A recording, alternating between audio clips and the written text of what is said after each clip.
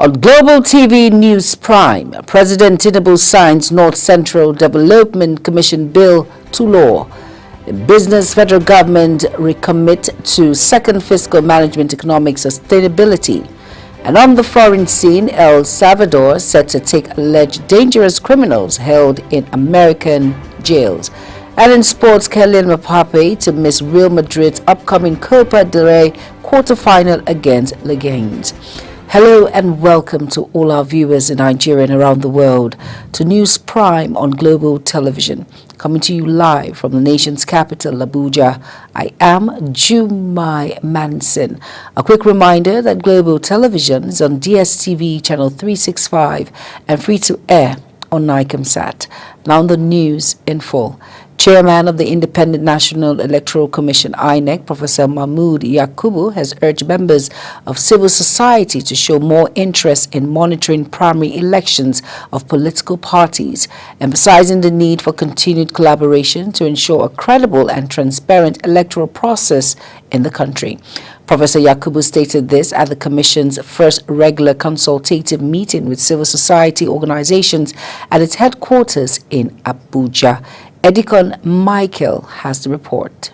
Professor Yakubu highlighted the importance of monitoring report of civil society in which actionable recommendations have been drawn to improve the subsequent exercises.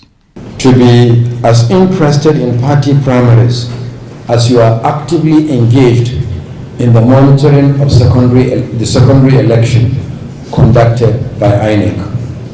After all, only the candidates nominated by the political parties are placed on the ballot for citizens to vote for on election day. From your monitoring reports as accredited election observers, you have consistently expressed concern over vote buying at polling units during elections. INEC chairman also provided an update on the upcoming Anambra State governorship elections scheduled for November 8, 2025. He mentioned that the Commission had released a timetable for the election in October 2024, noting that party primaries will begin on March 20, 2025 to conclude on April 10, 2025. As required by law, the notice of election was published on 13th November 2024. That is 360 days before the date fixed for the election, scheduled to hold on the 8th of November 2025. The next activity is the conduct of party primaries, which begins next month. All political parties interested in fielding candidates for the election shall commence their primaries on 20th March 2025 and end 3 weeks later on 10th April 2025. The Commission's preparations for the election is an item on the agenda for this meeting. In his response, Ezenwa Nwagu of Partners for Electoral Reforms, representing civil society organizations, decried the participation of party leaders in vote buying during elections, a practice he stated undermines the legitimacy of elections, and called on security agencies and the media to intensify efforts to curtail the menace. Of vote buying at the general elections, and that's perpetuated by the politicians, will need the collective effort of not just civil society, but the security agencies and the media. And we will, as we have already started doing, continue to beam searchlights on the activities of politicians, their political parties, and their candidates in any elections. We want to implore INEC to, if possible, ensure that the level of preparedness that was put into organizing the Ondo election, that will up the ante for Anambra. In fulfilling their responsibilities, the Commission also hinted at schedule of activities for the area council election in the Federal Capital Territory, in which elections will be conducted on Saturday, 21st February 2026. Edikan Michael reporting for Global TV News. President Bola Tinubu has signed into law the bill establishing the North Central Development Commission (NCDC). President of the Senate, Godswill Akpabio, announced the signing of the bill during a session in the Senate chamber, stating that the president has also assented to North Central Development Commission Establishment Bill 2024 in order to bring development to the grassroots. The federal government has unveiled the National Broadband Alliance, a new initiative aimed at transforming the nation's digital infrastructure and boosting connectivity across the country. The initiative was unveiled in Lagos by the Minister of Communications, Innovation and Digital Economy, Bosun Tijani, who was represented by the Executive Vice Chairman of the Nigerian Communications Commission, Aminu Maida. In this report, Tijani stated that National Broadband Alliance would significantly enhance broadband penetration, which has grown from just 6% in 2025 to approximately 42% as of October 2024. Court has acquitted Fani Kayode of forgery case. The Special Offense Court sitting in Ikeja, Lagos, acquitted and discharged a former Minister of Aviation, Femi Fani Kayode, a medical forgery charges brought against him by the Economic and Financial Crimes Commission. Justice Olubumi Abike Fadigbe, while delivering a ruling on the no-case submission filed by Fani Kayode's counsel, held that the prosecution failed to establish a prima facie case against him. As a result, the court ruled that the former minister had no case to answer regarding the allegations. Over now to Benue State Government has signed a memorandum of understanding with Zebra Crop Bank to address challenges associated with post-harvest losses. Correspondent Felicity Indere reports that the initiative is to provide the needed infrastructure for storage and processing of agro products. Her report. Follow up this MOU, we are still going to have technical sessions that will deepen the conversation about the engagement between Zebra House and Benue State Government and other agencies of the Ministry of Agriculture. The Memorandum of Understanding between Benue State Government and the private investor is to tackle post-harvest losses by construction of storage and processing facilities for smallholder farmers in farming communities, as well as providing access to market and credit facilities. Director General of Bureau for International Cooperation and Development, Leo Angelio Viashma, explained that the partnership is a product of due process and diligence that aligns with the present administration's policy to adequately manage pre- and post-harvest losses. Aligns 100% with His Excellency's policy, one, of ensuring that we manage post-harvest loss, on ensuring adequate storage facilities for our crops and yield, of ensuring that we strengthen government systems and government organizations that have to do with agriculture, and ensuring that there's capacity being built for our civil servants and, of course, one of the biggest components of agriculture, which is extension workers. This project deals with all of that. Chief Executive Officer of Zebra Crop Bank, Buffy Okeke Ojiodu, said the initiative will be implemented within 5 years. We provide doorstep access to sale, storage services for the farmers, access to credit using the commodities as collateral, and price transparency. And we value add by doing primary processing at low cost to the farmers as well. The Memorandum of Understanding, according to the bank's Chief Executive Officer, is expected to cost over $15 million. In Makurdi, Felicity Indere, reporting for Global TV. Hope Uzodimma has inaugurated the Governing Council of the University of Agriculture and Environmental Sciences, Nwagbo, at the ceremonial held at the Government House, Owerri. The event was attended by key stakeholders in the education and agricultural sectors, highlighting the state's commitment to advancing both fields. Our correspondent, Amarachi Ibe, was there. In his address, Governor Uzodimma charged the council to prioritize the dream of mechanizing agriculture in Imo State. He stressed the importance of teamwork and urged the members to collaborate closely in order to achieve tangible results for the development of the state's agricultural sector. The governor also highlighted his administration's zero tolerance for corruption. All of you You are choosing based on your proven integrity. That also should reflect in the performance of your duties. This administration has zero tolerance for corruption.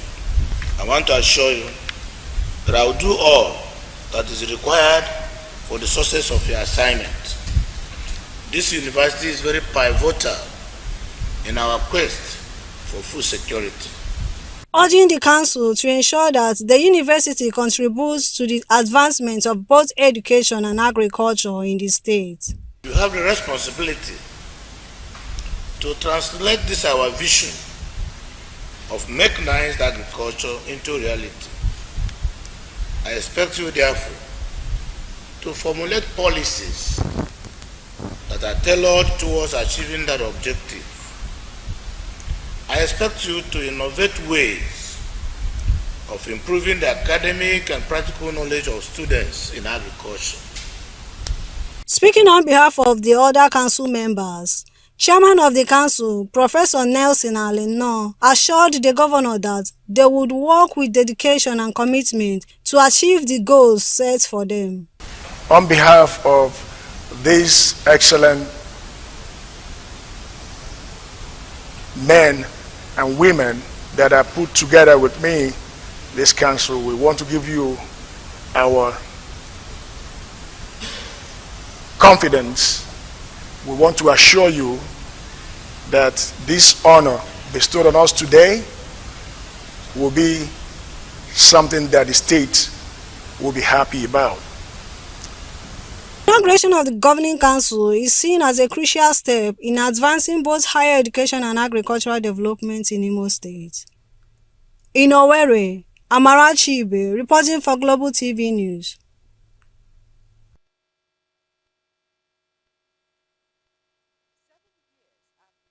Displacement of over 200,000 Bassa indigents by the Ibira ethnic group in the total local government area of Nasarawa State. The natives are set to return to their ancestral homes on February 10th.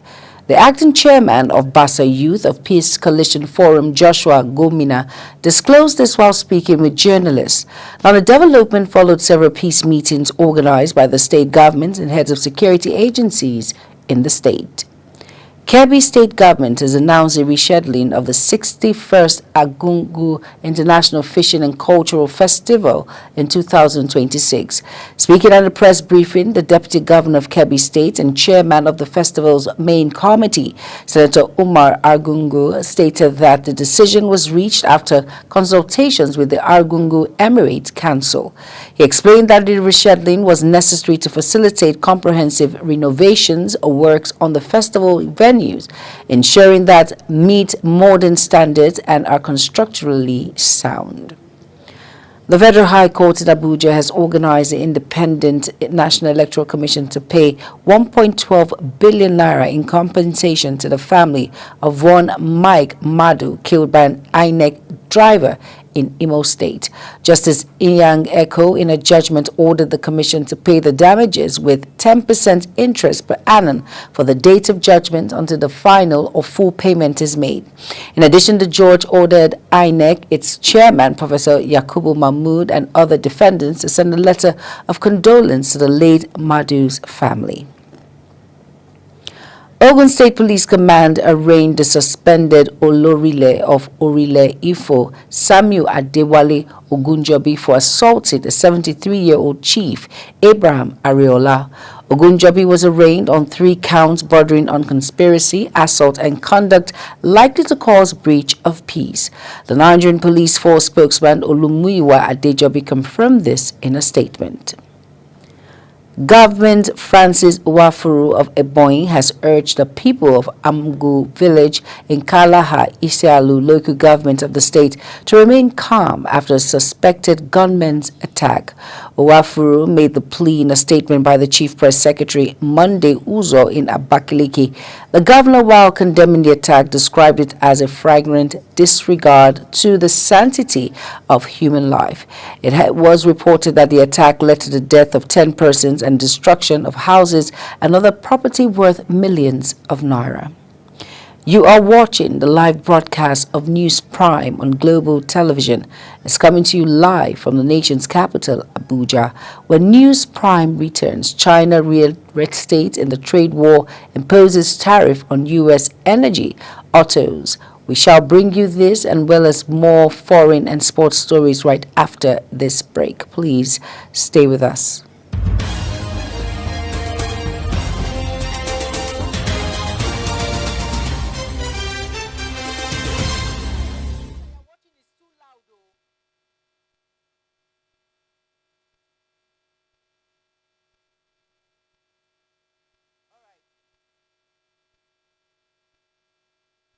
You're welcome back, and if you're just tuning in, this is News Prime on Global Television. Thank you for staying with us. On our business desk, the Nigerian Labour Congress has suspended its planned nationwide protest against the recent 50% hike in telecom tariffs approved by the federal government. The Labour Union aborted the planned rally scheduled for Tuesday following a meeting with government representatives at the office of the Secretary to the Government of the Federation in Abuja. The telecom regulator, the Nigerian Communications Commission, had defended the 50% tariff increase, citing raising operational costs driven by inflation, foreign exchange fluctuations, and higher energy expenses. The federal government has reaffirmed its commitment to sound fiscal management and economic stability by implementing the reverse cash management policy and bottom-up cash planning protocols. A press statement by the Director of Information and Public Relations at the Federal Ministry of Finance, Mohammed Manga, says the Minister of State for Finance, Dr. Doris Uzoka Anete, made this known at a stakeholders review meeting on implementing the policy in Abuja. And now to beyond the shores of Nigeria. Asian equity rose with Mexican peso and Canadian dollar after Donald Trump said he would delay the importation of stiff tariffs on imports from the U.S. neighbors, suiting trade war worries for now.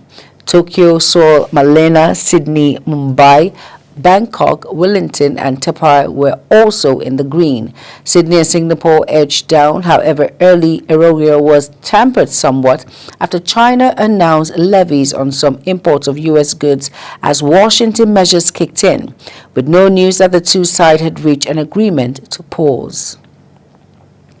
China says it will impose tariffs on imports of U.S. energy vehicles and equipment, firing a return salvo in an escalating trade war between the world's two biggest economies.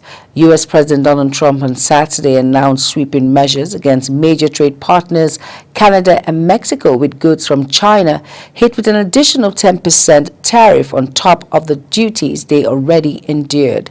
Minutes after they came into effect, Beijing unveiled levies of 50% on imports of coal and liquefied natural gas from the United States.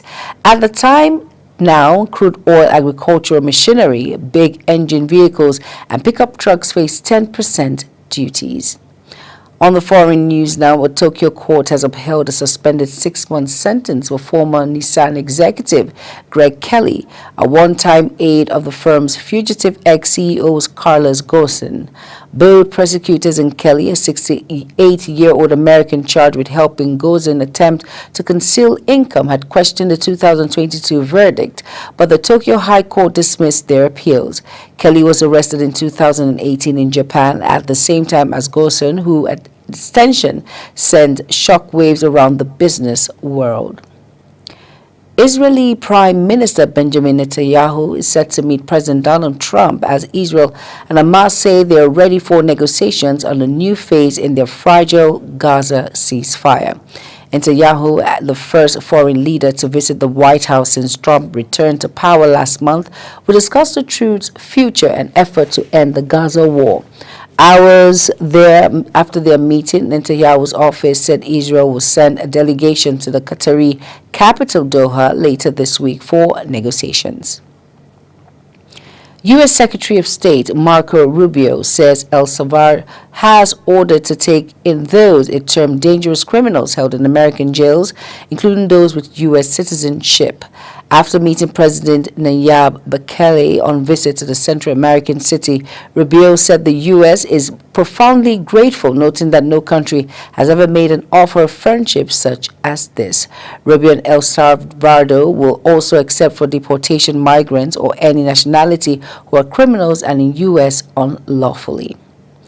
And in sports now, Carlos Arcelente said Kylian Mbappe will miss Real Madrid's upcoming Copa del Rey quarter-final against Higgins with a bruised calf and backed his club's complaints about Spanish refereeing. French striker Mbappe was hacked down by Espanyol Carlos Romario during their 1-0 La Liga defeat on Saturday, with the defender avoiding a red card and going on to score the winning goal against the league leader. Lobby Stars, who recently migrated from Lafayette Township Stadium to Abubakar Tafawa Balewa Stadium, Bauchi, opened their newly adopted home ground with a 0-1 loss to Eyimba.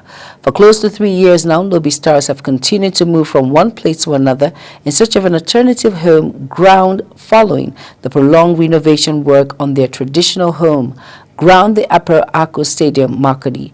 Unfortunately, as the Benue State government and the contractor, Mr. Chela's Sports Facility Construction Company, continue to trade blame over the slow pace of renovation work on the stadium, Lobby Stars have remained homeless. As Global TV News Prime comes to an end, let's take a look at our top stories again. We brought to you that President Bola Tinubu has signed into law the bill establishing the North Central Development Commission, NCDC. And in business, the federal government has reaffirmed its commitment to sound fiscal management and economic stability by implementing the reverse cash management policy and bottom-up cash planning protocols. On the foreign news now, U.S. Secretary of State Marco Rubio says El Salvador has ordered to take in those it termed dangerous criminals held in American jails, including those with U.S. citizenship.